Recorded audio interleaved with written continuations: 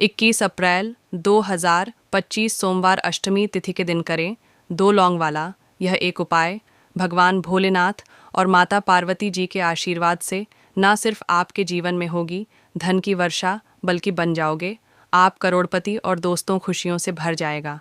आपका घर आपकी हर मनोकामना होगी पूरी अचानक से बढ़ने लगेगा। बैंक बैलेंस करियर कारोबार में दिन रात कमाएंगे। इतना पैसा आएगा कि संभाले नहीं संभलेगा। क्योंकि दोस्तों इस बार सोमवार अष्टमी तिथि के दिन बहुत सारे शुभ योगों का निर्माण हो रहा है जो कि कई वर्षों बाद आया है। 21 अप्रैल 2025 सोमवार अष्टमी तिथि के दिन एक छोटे से उपाय करने से ही आपकी सभी मनोकामना पूर्ण हो जाती है और बहुत सारे लोगों ने इस उपाय को किया भी है और उनको इस उपाय को करने का फल भी ज़रूर मिला है।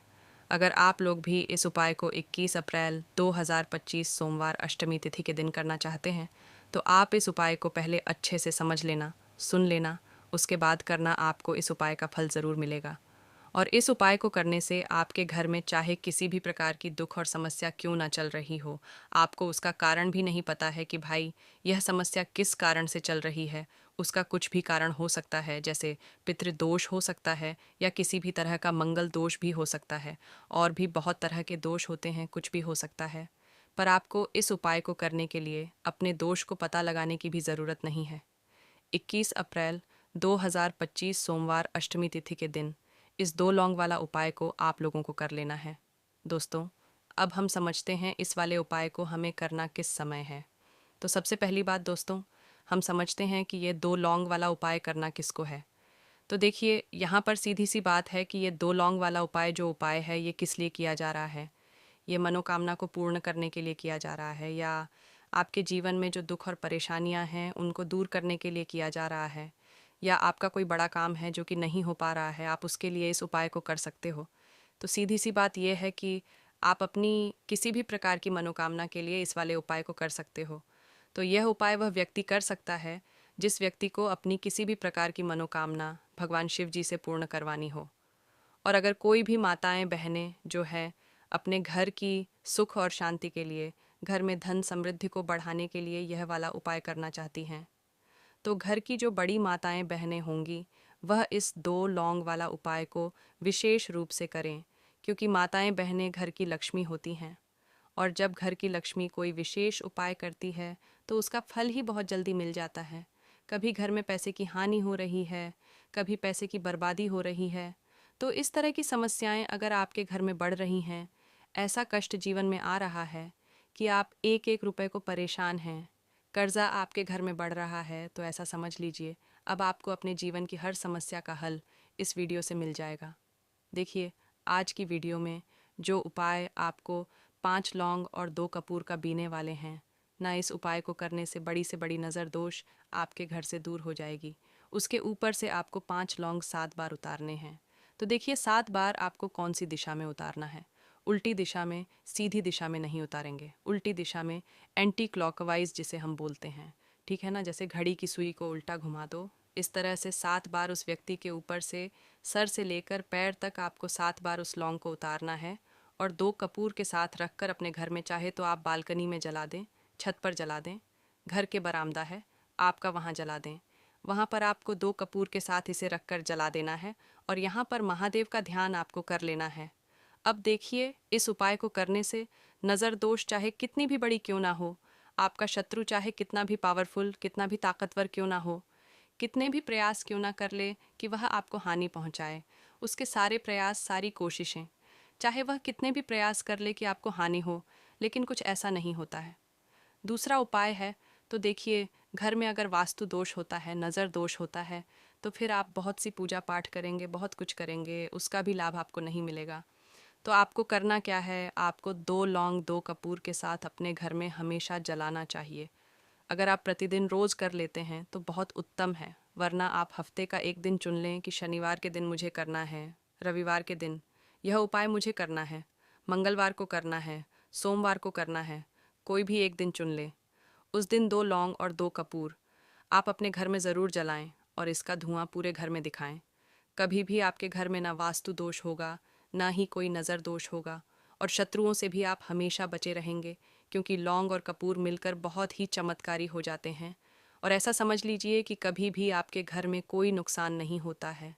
तो यह दो ऐसे उपाय हैं जो कि ऐसा समझ लीजिए आपके भाग्य को चमकाए भी और आपके जीवन से दुखों को हमेशा के लिए दूर कर देंगे।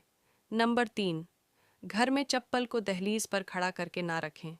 कई लोग चप्पल को सुखाने के लिए दहलीज पर रख देते हैं, लेकिन ऐसा करना अशुभ माना जाता है। इससे घर में नकारात्मक ऊर्जा उत्पन्न होती है और बरकत खत्म हो जाती है। दहलीज को घर के प्रवेश का महत्वपूर्ण स्थान माना गया है, जिसे साफ सुथरा रखना ज़रूरी है। जब चप्पल या जूते दहलीज पर रखे जाते हैं तो यह न केवल घर की सुंदरता को प्रभावित करता है, बल्कि देवी देवताओं की कृपा को भी दूर कर सकता है। जूते चप्पल भी आपके पहनावे का एक महत्वपूर्ण हिस्सा है। शनिवार के दिन जूते चप्पलों का दान करना शुभ माना जाता है। खास तौर पर चमड़े से बने जूते चप्पल शनिवार को दान करने से शनिदेव प्रसन्न होते हैं, ऐसा माना जाता है कि ज़रूरतमंद को दान कर दें।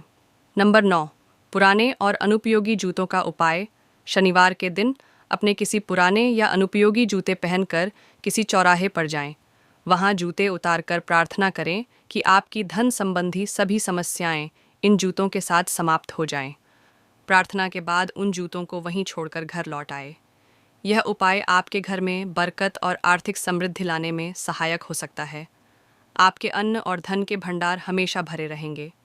भक्तों, घर के मंदिर में जो एक लोटा जल रखा जाता है, उसका क्या करें? घर के मंदिर का लोटा कैसा हो? पीतल का हो, तांबे का हो, और घर के मंदिर में जो एक लोटा जल रखा होता है, उस जल का हम क्या करें?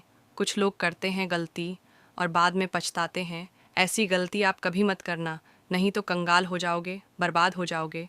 घर के मंदिर में एक लोटा जल ऐसे कभी मत रखना।